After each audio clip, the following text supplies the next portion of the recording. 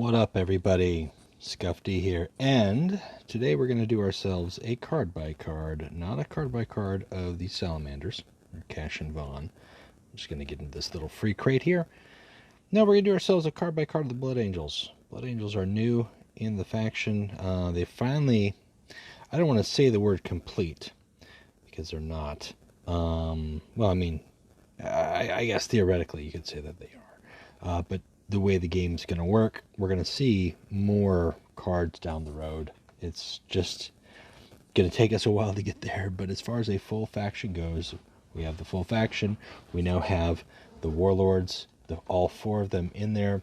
We're not going to be going over event exclusive stuff because presently that's very limited.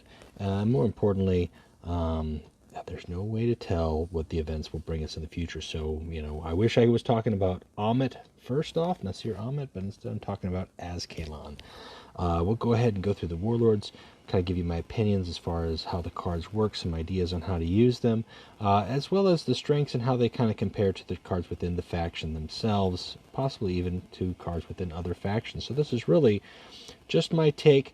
What to keep an eye out for if you see it in the shop, if there's certain things that you're looking for within using certain deck types. You like Blood Angels? Do you like the Sons of Sanguinius? Let's get into it. So first off, we're going to be talking about Azkalan. He is the newest addition to the Warlords. I just put up a video yesterday regarding a deck type that I had in my head from early on, really, when the Blood Angels hit and his ability was missing. This is before he was kind of previewed. And then once he was out there, I started brainstorming. I wasn't quite sure what Amit's ability was going to be. I think Amit could have been a whole different deck in general, but I do like this ability. I do like the way he works. And if you take a look at that deck that I submitted yesterday, you can go into my deck lists, playlists under decks. Check it out. Got a couple games there. As you can see, I mean, these are just 12 wins out of 16. It's a pretty good win percentage. Feel okay about that. And it plays really fun. It feels like the Blood Angels dropping in lane and force. But what he allows is he is unstoppable, which is always nice. Having a Warlord that can be unstoppable. He has 2 energy, draw a card. If it's a tactic, gain frontline until your next turn. His initiative is medium. It's a solid ability in a faction that lacks a lot of card drawing. Early on, using that ability, or even later on, if you set your board up right, using that ability, whether or not you get frontline, the fact that you're getting a card is okay. That helps fuel a lot of your options later in the road. Now, the Blood Angels themselves, I would not say are combo-oriented, but there are certain combos that can exist within their faction that just is a matter of having the 2 cards necessary, and the fact that he draws cards helps up the odds of that happening. But because he's unstoppable, he does also have the added potential benefit of interacting with a card like Blade and Carmine, and then really getting his attack up high and going for a deadly strike over frontline. So that is an option. Now, Meros is your rare ability Warlord. His ability got better following a recent, or I can't say recent, it was about a month ago, a recent change to it.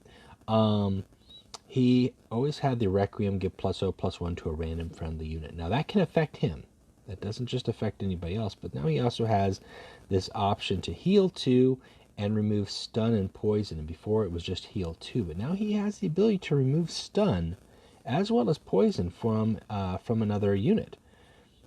So that's really nice. Obviously, he can't remove stun from himself if he's stunned, but in working with other units that you want to be able to attack with or use their abilities with or keep on the table, that's actually pretty versatile, especially given the fact that he's got low health. So he can either heal himself, he can heal a unit, the unit can go and kill itself, and then the Requiem triggers, and then potentially Meros' health goes up higher. A Meros game is very interesting because if you're not careful, or if you don't really recognize it before it's too late, Meros can prolong his health pretty significantly if he's got the right troops played off and he uses Requiem and he uses his ability, and that 30 health can still be at like 15 or 16 while you have a 40 health Warlord down to like 5. So Very, very nice. I think it was just a subtle change. It's a simple change. It kind of helps with certain matchups. But that Requiem effect is worth noting. It's actually more powerful than it looks. Ralderon has got another deck list that I did for Ralderon. I think should actually be right below the Ascalon deck list if you're in the video playlist. But he's kind of your deal a little bit of damage and buff adjacent unit Warlord. He works well with regards to flanking units or units that are in drop pods to give them a little bit additional stats. He works well with some other tactics within this faction pool that buff cards. And then just the fact that he can just ping a little bit of damage.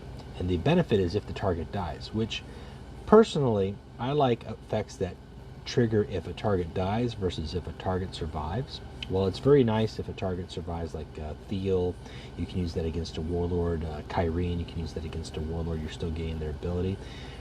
This, you're exchanging a unit that your opponent has, you're killing it, and then you're buffing what you have on board. If you don't have anything on board, you don't really gain anything significantly, but if you do, you gain a little bit of an edge. And the fact that it's one energy makes it very easy to pull off. So Ralderon is another good Warlord. Plays completely differently from Ascalon and Meros. Now Sanguinius is the Primarch. Obviously he's the one that everybody wants to have. He's got high initiative. He's the golden boy. He's the chosen one. He's the one that even Horus himself is envious of. As far as Sanguinius goes, it's not really about his ability here. His non-reckoning form ability is possibly, in my opinion, the worst ability I've ever seen. And I say that, so hard for me to say that because I don't like criticizing cards. It is a one energy ability, so there is that. That allows you to look at a card in your opponent's hand. And that's it. Now, Sanguinius was famous for his precognition. He had some ability, not as tainted or as acute as Conrad Kurz, but he had that gift. And so that's reflected in this ability here. In addition, he had such a way to bolster his troops, and that's more reflected in his passive, which is after he attacks, he gives +1/+0 to adjacent troops this turn. Now, he did not have either of these on point initially. These have been changed. I think he's received 2 changes. One on pre-release, and this one energy was added after the effect just to give him something, because if he didn't have that one E ability, he would just have an attack ability. He would basically be like an Angron of sorts without Berserk. There's no text, there's no options, there's nothing out there, and if you don't have any troops on board, then his ability is his passive is worthless. So at least with that 1E, he's got something to do. You could take a look and see that your opponent does indeed have Vengeful Spirit to use on your next turn. How effective that's going to be to let you play around certain things, maybe not. Maybe early in the game, if you see that they've got a hard removal or something like that before you drop a big troop, but it's not super fantastic. It doesn't shuffle it back in. It doesn't create a copy for you. I'm not advocating for that. I'm just saying, like, in terms of comparison to some other abilities that interact with opponents' cards in their hand, it doesn't increase the cost of any cards. It doesn't do anything for you. It just gives you a little bit of awareness. So, in terms of Warlord strength, gosh, I played with all these guys and I have fun. They all play so unique and so differently. And I've had a lot of fun with Ralderon and Ascalon. I can't deny that, and I think that's partly because how I want to play the Blood Angels. But Sanguinius is very strong too, and recently the changes up in the meta with the Desperate Defense card have changed a little bit. A lot of people are becoming more familiar with some of the other cards that Sanguinius uses. But Sanguinius' real power comes in his Whisper form. Let's just take a look at that, okay? His Whisper form with his Reckoning is very easy to achieve. It starts out at 20, but it costs -1 every time a friendly Astartes or infantry dies. So he's a troop-based guy. You put a bunch of troops in his deck, you lose 10 of them, very easy to do in the course of a game, and his Reckoning is easy to trigger, and then he gets the Great Angel. And this is really how you end games, with the Great Angel in conjunction with the Encarmine Blade. And we'll talk about Encarmine Blade shortly. Sanguinius remains unstoppable. His Requiem is gain +1/+0, and that is a permanent +1/+0. He's got a direct damage ability, so it doesn't matter if your opponent stealths. It doesn't matter if they're behind frontline because he's got unstoppable. He can just straight deal 3 damage to the enemy Warlord. That's fantastic. That's going to seal the deal, especially in those games where it's like, I might end up actually getting out of a draw by using that ability. But that Requiem can get him up so far, so fast, especially if your opponent can't respond. Like, he could become like a 15 attack. A 15 attack Warlord, like permanent 15 attack. It's pretty crazy. It's very powerful. It's funny that I just noticed this, the Warlord stats show up on the Reckoning forms. I think that's kind of funny. You'll never be able to play with the Reckoning forms. It won't show you like if you won games with them or not. I assure you that several of these 45 victories were included that Reckoning form triggering. Gosh, though, in terms of ranking them all, I think these are all actually very solid Warlords. You have to know what you're going for. Sanguinius is obviously a legendary. He's one to go for. I think they all have their strengths. I really do. I think Meros is probably the lower tier only because of his health and because of the way that you have to play the deck with him. That throws some people off. But Azkaban and Raldoron probably neck and neck. And that's really, it's like a coin flip as far as how you want to play and what you want to play. These are really strong, solid Warlords. They're not overpowered. They're not dominating by any means, but they both have very solid methods and very solid merits to using them. And if you get a Blood Angels Warlord and you've got some Blood Angels cards, I don't think you should feel bad about playing them. All of these Warlords work with both Astartes and neutral cards very effectively, so you're not tied to a specific deck. Sanguinius especially uses a lot of troops, so infantry from the Imperial Army or the Mechanicum definitely work. Meros has got that Requiem, he's a troop-based guy. Raldoron is pumping up his buddies, he's a troop-based guy. Azkaban is a little bit finer tuned in terms of tactics and troops in your deck, but ultimately, what's the point of having frontline if you're not protecting troops? So those are my Warlords. I would, I don't know who I'd rank number 1, but I would rank Meros as like number 3.5. Like it's really hard. It's really hard to say. And I am not a Blood Angels super fan by any means. I do recognize their dedication, their devotion, and the defense of the Imperial Palace on Terra. Super critical there. These guys are way better at showing up when they're needed versus the Ultramarines. Just to dig out there to the Sons of Gilliman.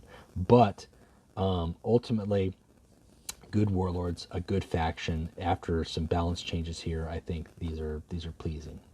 So Dracula Squad, let's get into the troops. Now Dracula Squad did not have this initially, this rally effect. If your opponent has no troops, gain fast. It just had flank for 2-1. Felt like a throwaway. But gaining that rally is actually very nice. It's a simple little ping for 2. It's, like a quick fire, if you will, from the Sons of Horus card pool. But it comes in the body of a troop. Why is that important that it comes in the body of a troop? Well, it's important because instead of it being a tactic, it's a troop. And what does that mean? Well, it means troops can be buffed. It means troops can, interact with a few more cards. But it also means that it triggers Requiem. Now, what is Requiem? We'll take a quick look at a Requiem troop here. It triggers when an adjacent troop dies. Now, the Dracula Squad does not have Requiem themselves, but if you throw them next to a Harvum Squad, for example, and they have flank and fast, they hit for 2, they die, Harvum Squad's Requiem triggers, they deal 2 damage. If they happen to also be next to Meros, if you sandwiched them in between, then Meros also gives +0/+1 to a friendly unit, which might be Meros or it might be that Harvum Squad. So it's a nice little combo. It's a little cheap combo. It's not something you use early on in the game unless you absolutely need to, but it's definitely something that you can use to rack up damage and rack up Requiem effects very effectively. So these guys are not a requirement for every deck, but these are a solid rare card, actually. And I normally don't say that too often about one-cost troops, but I think this change makes them have a role in certain builds. Now, Revenants is a common here. Display 3 friendly infantry Astartes that died this game and choose 1. Return to your deck and draw a card. I don't like it. while it costs 1 energy and it's a common, late game you might get a 6-drop back. You get to choose from 3, so you at least have some degree as far as what you're choosing. But this requires you to have lost 3 Astartes to choose from those 3, and then you get 1 back, and then you draw it. It doesn't reduce the cost, it doesn't put it directly into your hand, it doesn't play it. I don't like it. I'd rather have other tactics in my deck, or more importantly, I just rather play with other Astartes in my deck. Now, on the off side of this, there is a 2-cost card that we're going to get to in just a sec here that does better than Revenants, and I like it a little bit better, and I'll tell you why when we get there. Bane of Demons is a 2-cost energy damage, 3 damage to an enemy. If it's a demon, stun it as well. I talked a little bit about this card in the Azkaellon deck video. I think this is just a solid tactic. It deals high damage for the 2 cost. I mean, it's like a seek and destroy, but it can be used on your opponent's Warlord. The added bonus of stunning a demon might not initially seem that powerful, but with the addition of the Runestorm faction, and they're a very, very well represented faction, as well as the increase in certain demons seen play based off of meta, I think Abyss is probably the only greater demon that doesn't see frequent play. I think Yuria the Seducer is always going to see play. And then you've got, your Teloth, and you've got even Soft Picket. Sophopako.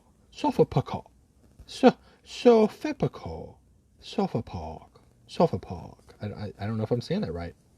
I don't know if I'm giving that the right with the little with the little apostrophes there. I don't know. Call me out on it if I'm not. How would you pronounce it? Regardless, demons are seeing more play. You've got cards like Mass Offering that can reduce the costs. Or that's, I'm sorry, not Mass Offering. Pax Chaotica. There it is. Summoning Ritual. Gosh, there's so many ways to put out demons now. Just having that option to deal damage is great, but then that you can stun them if it's a demon. So if you don't kill it outright, because they've got pretty powerful health pools, you've stunned it. And if it's a demon with maintenance, that's even better, because stunning a demon with maintenance is always the best way to go. So I like that card. I think that should feel like a comfortable 2 of in most Blood Angels decks. It's a very good common, very utility. Now, Clonata Squad, these guys are a deck, they're a card that you see in play, but you don't see in decks. They come into play with Host of Angels more likely than you would actually include them in your deck. That doesn't mean that they're not room for. Unrelated to Host of Angels, let's just look at the troop card itself. Clonata Squad is actually a very decent, it's 2/2, and it's got an O2 drop pod to go with it. If that O2 drop pod does not get popped open by your opponent, then they become a 4/3. And a 4/3 for 2 is a good trade-off. That's on its own merits. That's a good trade-off. But the fact that they've got low health, that 2 health or even a 3 health, allows them for the following turn to trigger Requiem when you play a Harvum Squad, for instance, right adjacent to them. They're dealing their damage, whether it be 4 or 2, and then they're also triggering that Requiem, which may be just an additional 2. There are other Requiem effects. I'm just pointing out Harvum Squad. There's a couple that draw a card. There's a couple that deal more damage. Yeah. So they're not bad. They're not bad, but they're not something that I would put directly in my deck. I would allow for other cards to focus on. Now, Harvum Squad, if you're focusing or you're building with a Requiem deck, while these are common and they look a little deceiving with their low stats, 2/2, these guys are a handy pinch play. They're not something that you play by themselves. They're something that you play late in the game when you have other troops on the board, and they do a really good job. Do you need to have 2 of them in your deck? Maybe not. As a 1-of, just for a pinch, possibly. Late in the game, a 2/2 is not going to do you much good. But if it's a 2/2 that on not necessarily on rally, but on play, has the opportunity to deal 2 to 4 to 6, depending on if you're playing other fast troops afterwards, it can really have value that goes with it. So, for instance, let's just say you've played Host of Angels. You've got 2 Clonata Squads, and they're 2/2s. Your opponent popped them off, right? They got rid of their drop pods, so they didn't get their buff. So they're just 2/2s. But they didn't kill them. On your turn, you play Harvum Squad. Now, let's just say you have 8 energy, because that's normally how much energy you'd have after you play Host of Angels.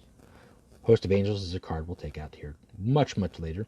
But then you hit Harvum Squad in between the Clonata squads. And the Clonata squad deals 2 to the opponent Warlord. And then Harvum Squad deals 2 to a random enemy. And then Clonata Squad deals 2 to the Warlord. And then Harvum Squad deals 2 to the random enemy. Now, you've only spent 2 energy. You still have 6 energy left. Perhaps you throw down 2 goldstones, which are 3 plus 2. 3 plus 2. You can't see my face, but it really racks up value. They combo really well. Again, this is one of those things where there's not a lot of combos, but they're very functional combos within this faction. So Harvum Squad, that's a good 2-drop card. Imperium Secundus. Now this is the card that's different than the Revenants. I do like this one a little bit more because first off, this gives you the option to choose from 3 Ultramarines or Blood Angels Astartes. That's a wider pool, and depending on your matchup, you have the opportunity of pulling in a frontline Ultramarines card. But also, you get it to your hand. So there's none of this rigmarole of shuffling it into your deck and drawing a card. There's no rigmarole of it having to be a Blood Angels that has died this game. It's just straight, choose 3, pick 1, you got that card. It's actually a really good way to start a game, and I like that when that card shows up in the event decks. Now, Judgment of Angels, this card has seen change in its text. It did not initially have this give flank to a friendly Astartes draw card. It didn't have the draw card, and it actually cost 1, and it gave flank to an Astartes in your hand. So you could actually prepare this. The way this plays now, you have to have a troop on the board to play it. So it's lost a little bit of its utility. But if you're building a deck and you're aiming with it, it's not a bad card to have. I still like it. I still kind of enjoy that artwork there. But it's not a bad card. It is a very specific card for a specific build. It doesn't go in every deck, so keep that in mind. Malera Squad is a rare.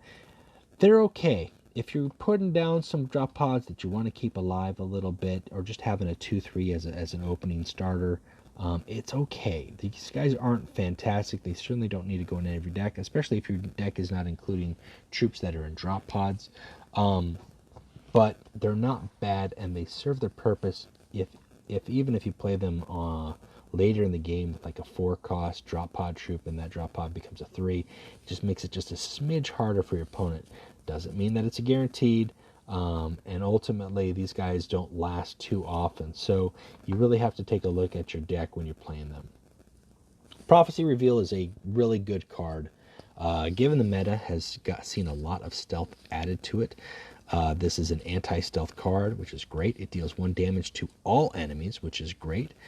They all lose stealth, and then if you actually kill any of those enemies as a result of this, like in conjunction with some random damage effects, or there was already a unit with 1 health left in stealth, you get to draw a card as an addition to that. So that's actually really nice, and doesn't have to be in stealth. Like if your opponent has got a 3 health troop on the board, and then they've also got some stealth stuff, you can damage that 3 health troop to 1 health, play this, and you still get your card. So it doesn't have to be a stealth unit that gets killed. It's just any unit. I really like this card, and that's a very good card to have in your deck. Now, Amicus' Swalt Squad. These guys are okay.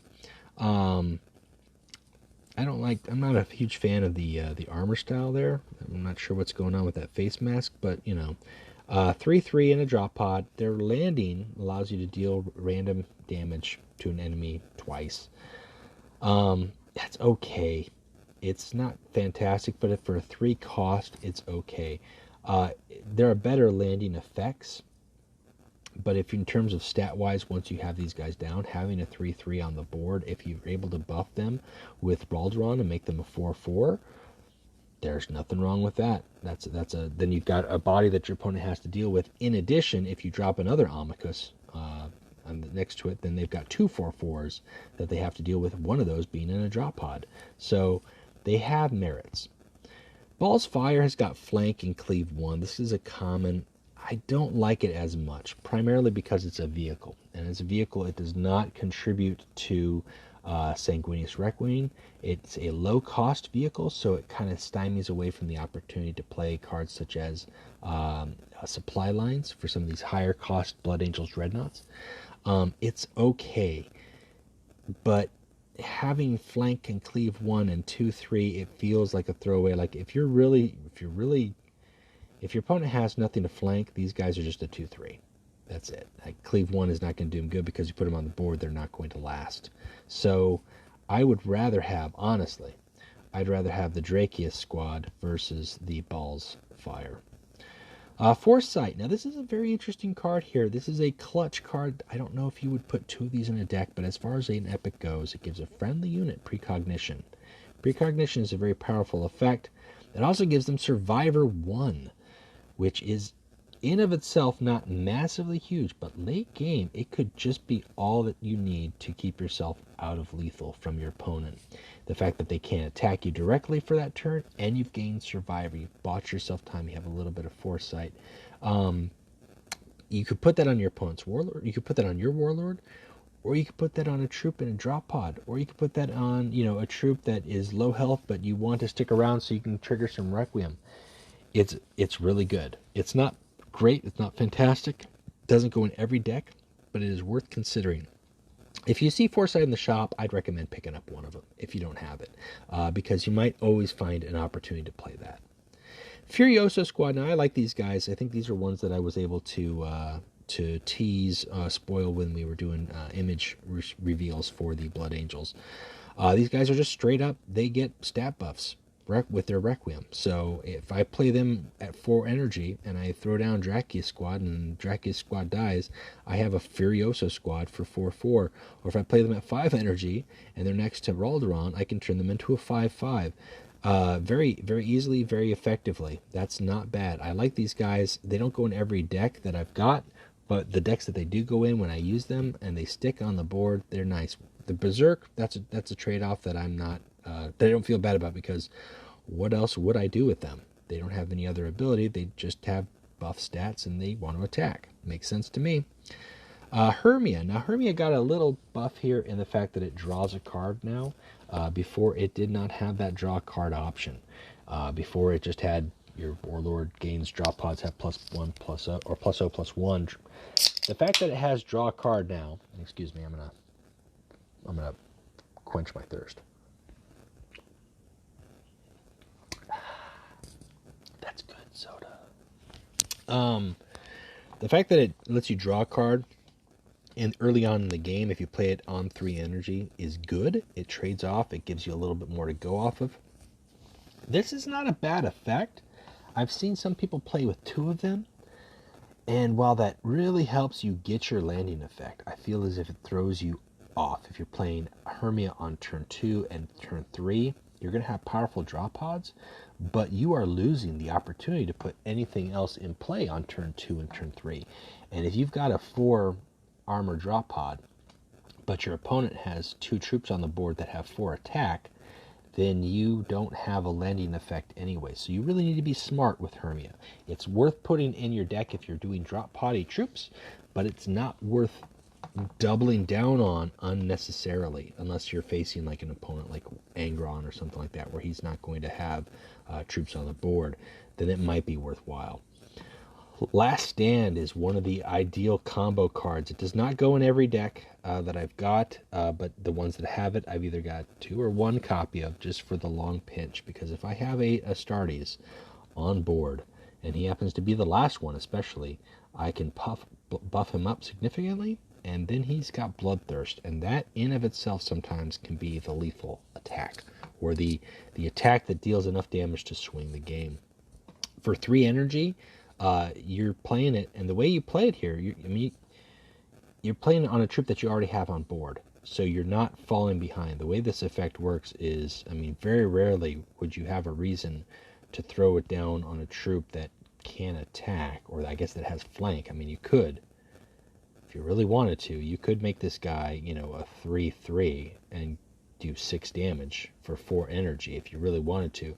But ideally, you're playing Last Stand after you've played a squad that costs maybe Meditis, or maybe even, Furioso. This Furioso guy, you got pumped up to a 5/5 or a 4/4. And then on your turn, you pump him up to a 5/6, and he's got Bloodthirst. That's just the cheapest combo. There's better ones to go with, but it's really good. It does a lot of damage, and people do not like seeing it And the artwork is really cool too. Medida Squad is a good epic, especially if you're looking to do a landing deck with drop pods. These guys here are key because they cause a continual, persistent bug that your opponent has to deal with. If they don't deal with it, they're going to have to deal with it next turn. If they don't deal with it next turn, they're going to deal with it later in the game when they wish they had dealt with it from the get-go. So, solid stats too, 4/3. While they are able to be returned to your hand by Ambassador Melgator, they are effective. If they're not, and they can damage, they've got low enough health where they can also trigger some Requiems. So that's worth pointing out. Now, Red Thirst, I want to use this tactic more. And when I saw this, I thought, wow, this is a really good tactic. I think this is also one that I was able to preview. Feels a lot like the Unbreakable Focus from the Emperor's Children. But it's harder to pull off than I would like. As far as a common tactic goes and the cost of the troops that I want to buff, it's really hard to pull off, especially considering the fact that a lot of the 2-cost troops don't have Requiem. There's only one that does. And he has got 2 health, and there's no way to make that 3 health. So it's not likely I'm going to play him and my opponent doesn't destroy him on their turn for me to then play Red Thirst and make him a 4/4. So this is really hard to pull off late game, and I really haven't found a way to make this work in a deck. Angel's Wrath has a little bit more utility for 1 extra energy instead. It stuns the enemy Warlord, and it can deal 2 damage to adjacent units. That actually ends up being a little bit more effective, especially if you combine it with other tactics such as a Prophecy Revealed, Artillery Strike, even just a Warlord ability, stunning, dealing damage. Angel's Wrath along with Rolderon, you can deal 3 damage and then you buff a unit. It's not bad. That's a good tactic. There's a little bit better one down the road we'll take a look at. Now, Barabbas Rhino, these guys are okay. They're not fantastic, but they do put in play a Harem Squad if they're uncontested. I've seen these more in event decks than anything else. They work better in event decks where there's a little bit less counters, but 3/4 is not going to last very long for you to effectively use that and put out a Harem Squad. So they're okay if you're starting out with a Blood Angels deck, but I would eventually look to replace those. Eli Janus is a solid epic. While it's got low health, it does have the added bonus of having that health from the drop pod. In addition to that, if you get the landing, and that's a powerful landing, stunning your enemy Warlord. If your opponent's Warlord is the only thing they don't have any troops on board, you now have stunned them. They're going to take 5 damage from the sneak attack. Normally, they'd have to respond with their Warlord attacking or tactic. If they don't have a tactic, they're going to take 5 more. And then on the next turn, they'll be able to respawn. These guys are pretty good. They don't have to go in every deck, but they do work. And having that stun effect can be pinched, can be a pinch play. So now, Furious Command Squad, I like the art to it. I like the Requiem effect as they draw a card, which that's one of those different Requiem effects. And they give flank to a friendly unit with a drop pod. So this is an alternative way that if you don't want to pack Judgment of Angels in your deck and you want to go a little bit more troops, you can throw these guys down and then throw a drop pod down, give them flank, and then they can come out, and that's for free. The trade-off, though, is these guys have to survive. In addition, you also have to just use their ability with that drop pod rather than using them to attack or do anything else. So it's a really tough balance on that. I don't like them. I'd rather play a tactic to get an immediate effect, something I can rely upon, versus something that I don't know if it's going to stick around or not. But if you're starting out, if you're in Mars or even Prospero, I don't think they're a bad option to consider, especially if you're looking to get certain landing effects going. Shock Assault is probably the better tactic compared to the 4-drop costs. It deals 4 damage, which 4 for 4, that's a lot like Chariot of the Gods for the Sons of Horus. It's an even exchange. The added bonus is if the target dies, you can give +1/+1. Now that can be used on your opponent's Warlord, and that's not going to give a buff, but if you use it on a troop, and you've got troops of your own on the board, they get stat buffs. So that's a good card. It doesn't draw you a card, but it gives you longevity to your stuff on the board. So that's not a bad item. Vineman Veterans. Now, these guys here have got a Requiem where they get a stat boost, but it's a little different. They gain +2/+0, and then they gain Berserk. They didn't have Berserk before, for some reason. I'm just taking a look at the time there. I've got a little bit of time before I got to go to work. These guys can quickly, on the turn that you play them in, it can become a 5/4, which is nice. And the next turn, they can become a 7/4. The trade-off is that low health, they might not stick around long enough. And despite the artwork having a jump pack, they are not unstoppable, so keep that in mind. Now, Blade and Carmine, this is a legendary here for the faction. This is a really good legendary. It doesn't work great for everyone. I don't believe I actually have this in either my Raldoron or my Ascalon decks. I do have it in my Meros deck. I do have it in my Sanguinius deck. It's a coup de grace with Sanguinius because basically you're doubling down. You get Bloodthirst, which is good, that being able to act twice in a turn, but then you gain that Requiem of +1/+0, and it's just for that turn. But if you've done a Goldstone next to your Warlord, you hit for 3, then your Warlord's attack goes up +1. So now there are 3 attack with Bloodthirst. You hit another Goldstone. Now their attack goes up, and there are 4, and they can. And it's just such a lethal strike. It's a high cost, a 5 cost, but when you play it right and you time it right, it's a very good card. When that is in the shop, I recommend that. That is not, again, on my end, I don't have it in all my decks. However, it is a very useful tool, and I think most Blood Angel players will enjoy having that and pulling that off effectively. And the Requiem is really good. Like I said, like if you get that off with Meros, and he's the only one on the board, he gets a +1, and then he also gets +1 health, and then he goes up, and he's Bloodthirst, and yeah, it's nice. Now, Lorator Squad, these guys are unstoppable. And they have Rally. If you have no other troops, you gain flank. If you have no other troops, not your opponent. So that's a good way to kind of play from behind. It's an okay exchange. As far as flankers go, these guys here are 5, 5, 5. Now, these are rares. Let's take a look comparative to like an Orphans of War flanker, right? Who costs 4, and he's a 5, 3, 3.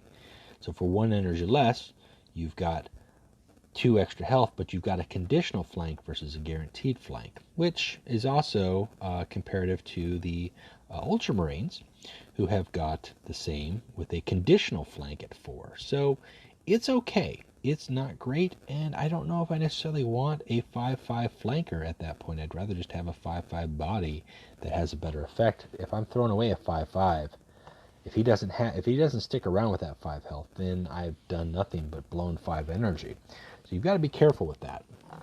Not a bad card, not a great card. It's a good card to have at 5 energy. The bonus of gaining flank is nice, but not necessary. Moritat Tyrol, these guys, it's not bad. It's not bad. They have a powerful landing effect. I mean, God, if that landing effect triggers, they can destroy an enemy troop with the highest attack. The downside to that is sometimes your opponent doesn't have any troops on board, and you want to play your Moritat Tyrol, and you should, because a 6 attack, 5 health is still something that they have to deal with. And then that landing effect really means that they have to they can't put a big beefy boy down without addressing your drop pod, and if they do, then they lose that unit. So it's a good way to cause a distraction, and then you have a body on top of that you can build upon, maybe even play a last stand on. How about a 7/7 with Bloodthirst? Okay, so not a bad legendary, just a good card, just one of those, a solid 5-drop legendary. I don't have anything negative to say about it. Paradise Veterans, I like this landing effect a little bit more. While their attack is lower, the fact that they deal 2 damage to 3 random enemies is a little bit nice. They come out looking at that. Look at that dual bolt pistol action with wings on the bolt pistols even. It's okay. It's a common. It's not bad for the cost. Personally, I think the best 5-drop, though, and possibly, arguably, the best card in the Blood Angels faction is the Angel's Tears. The Angel's Tears has a powerful Requiem effect. It deals 3 damage to a random enemy. Now, by comparison, we're primarily looking at the Harem Squad here for dealing 2 damage to a random enemy. Angel's Tears amplifies that. Angel's Tears also has a really good health at 5. It's got 4 attacks, so it can be Melgatored, that's fine. But if you don't attack with it and you use that 3 energy ability to deal 5 damage, you have a crazy exchange. 3 for 5 is pretty nice, and you can use that on a Warlord. Angel's Tears combos very often late game to win games with followed a Host of Angels, if you will. Play Host of Angels, your opponent breaks or doesn't break, doesn't matter. It really doesn't matter if I can follow up with an Angel's Tears and just throw grenades like a champ, like launch them, like just popping off grenade launchers. Arguably the best card in this faction. If you see it, get it in the shop. If you don't have to, get to. You will not regret it. Dawnbreaker Cohort. These guys are solid too. Now these are guys who've got solid stats, 6/5 for 6. That's an even stat card, but they also have that drop pod, and if they don't get that drop pod wrapped, they get Bloodthirst, and your opponent is gonna want to wrap that drop pod. So you know, 6/5. Okay. Oh, I don't get Bloodthirst, but what if I had Last Stand in my hand? Well, I'll just give them Bloodthirst anyways if they're the only troop I've got on board. And then you still get your 7/7 Bloodthirst. So, yes, these guys are solid. As a one of, good. If you're looking to build around specifically landing or Last Stand, 2 of works as well. Orexis Veterans are good. They're okay. They're not bad. They got a 5. They got the 6 health. They're unstoppable. Other friendly unstoppable troops cost +1/+0. I really kind of wish they would give other friendly unstoppable units +1/+0 just to buff Sanguinius and Ascalon a pinch. But they're not bad. They're not bad. And especially, like I said, like late game where you land those guys next to the Dawnbreaker Cohort, for instance, on the following turn, then your Dawnbreaker Cohort is a 7 anyways, whether he has Bloodthirst or not. So not a bad card. A lot of unstoppable here, which makes sense. That's what the Blood Angels do. Savian Terminators, I like the Requiem effect. You know, they've got frontline, the Requiem, they can get +0/+2. They're very powerful. These guys can get up very high. However, that 4 attack makes them very easy to take away off the board with an Ambassador Melgator. So you want to plow those with like a stat buff, you know, Red Thirst or Ralderon, just to kind of get them out of that 4 attack range and get them up to 5, so that way you don't have to worry about the possibility of them getting bounced, because then the only thing that your opponent can really do is hit them with some breaches or some hard removal, because their health can go up very high. Spear of Telestos is a very good epic. I don't know if you need 2. But you do need 1 with the Blood Angels. You definitely do. That's their hard removal. While it looks like it's got a cost of 6, it's very easy to play that at cost of 0, cost of 3, cost of 2. You use it when you need to use it. It's very effective. It is a good card. It just destroys a card. That's it. The additional text there is that you potentially could have the cost of it go down through the course of a game. I've seen Blood's Wake in an event deck, and I like the rally effect. I mean, that's cool, but late in the game, I don't feel, compared to the other cards that the Blood Angels faction have, that it's really fantastic. I do like that it has 6 health, so it can just barely withstand a crack grenade, but I'm not feeling it massively. And more importantly, this deals it to an enemy vehicle structure Titan weapon. If it had that rally to deal that damage to a Warlord as well, I would feel a little bit better about this card, but as it is, I don't. Host of Angels is really your 7-drop. This is a 7-drop. There's no reason not to have 2 of these in every Blood Angels deck. That's just my opinion. But I think if you've played the events, I think if you've played the Blood Angels, I think that you find that that's really true. This puts a lot of options out to you on the game, whether that be for Reckoning, whether that be for pressure, whether that be for stat buffing, or just a way to distract your opponent from going directly to your face. Host of Angels is a very good card. It's a rare. It's not too expensive to pick up in the shop, and it's worth having 2 of. I cannot say enough of that. If you want some more examples of why Host of Angels works, please take a look at my videos regarding Ralderon and Ascalon. Really quick, talking about videos, if you like this video here, you like the card by card, there's other things that you want to see, questions you've got to ask, please put them in the comments. If you haven't already, subscribe to the channel. Let others know. If they're questioning about Blood Angels, point them in this direction. Have them check out the video. Get some thoughts. Get some insight. Sanguinary Guard is a legendary here. These guys are really good because they've got that first strike and they've got flank. That's a very powerful combination. And they're unstoppable. So you've got all three things that you want to have.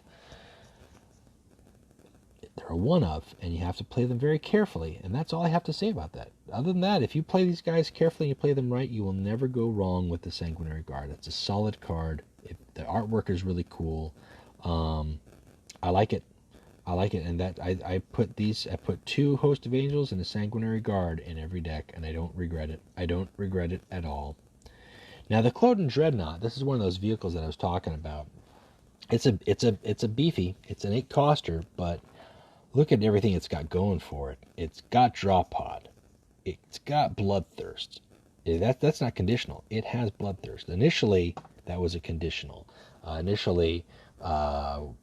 release, Cloden Dreadnought was lacking a few things, and it gained Bloodthirst with some fixes. It's got Landing. It gains Cleave 2, which means with that Bloodthirst, it actually has Cleave 4. Realistically, and then it's just got straight up an ability of 5 energy destroying enemy troop, which I don't know if you really need that if you're cleaving for 4 or you're dealing 10 damage, but why not? I guess if a unit is shielded, you could just get rid of it. I'll destroy it and then I'll attack and cleave because I'm a crazy Contemptor Dreadnought. This is just a powerful card. They're not the end all. You'd have to take a look at all the Dreadnoughts and all the factions, but I really like this. It gives a reason to run supply lines. It gives a reason to protect that drop pod. Even if you don't protect the drop pod, you still got a nasty machine coming out, clanking out, and ready to slice and dice. So, good card. Crimson Paladin's actually really good too. They changed up a little bit. I cannot recall what their ability was previously on release, but they were changed. When another friendly unit is attacked, it doesn't have to be the Warlord. It could be any of your units, including a frontline unit. You deal 3 damage to the enemy Warlord. That's a really powerful. And then as a Requiem, they gain Survivor too. So you put these next to just a couple of chump, Imperial Army front lines maybe that were spammed by Ornitov's Barge, or just next to some civilians from Arcology. And these guys are going to deal some damage if those guys get attacked, but they're also going to pump up some Survivor really fast as they die. And then you've got an 8/8 body to go with it. So I like that card. It's hard to make it work every time, but when you do, it feels really good. Now, Crimson Spectre, this is not most ships, most of the legendary ship tactics in factions are like the game enders. This is not a huge game ender card necessarily, but it can be used to end games or to swing games dramatically.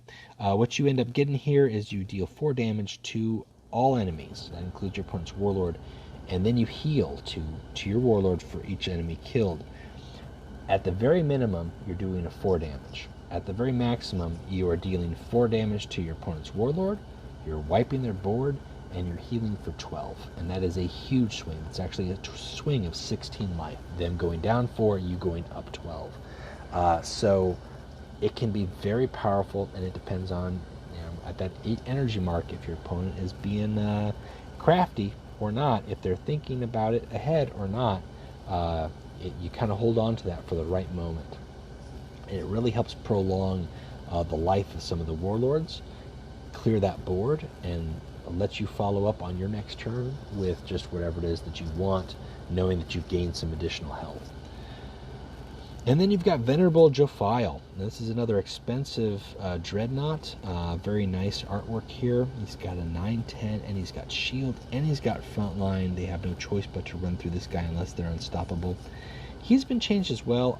I think his old was like a Requiem where he gained 2 attack or something. It was really sad. It was like, that's it? Okay. But now, just at the end of the turn, he creates a random Blood Angels Astartes in your hand. So just putting him down, you're going to get troops to hide behind. Troops that might have Requiem, troops that might have Landing.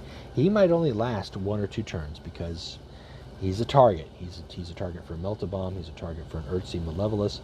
Anything that's going to destroy vehicles, they don't want that to go around. But if you get 1 to 2 Astartes from him, it's worthwhile because that late in the game, it could just be a matter of having those options. And I've had it where he's generated Sanguinary Guard. I've had it where he's generated a Furiosa squad. You know, you don't know what you're going to get, but you know it's going to be an Astartes.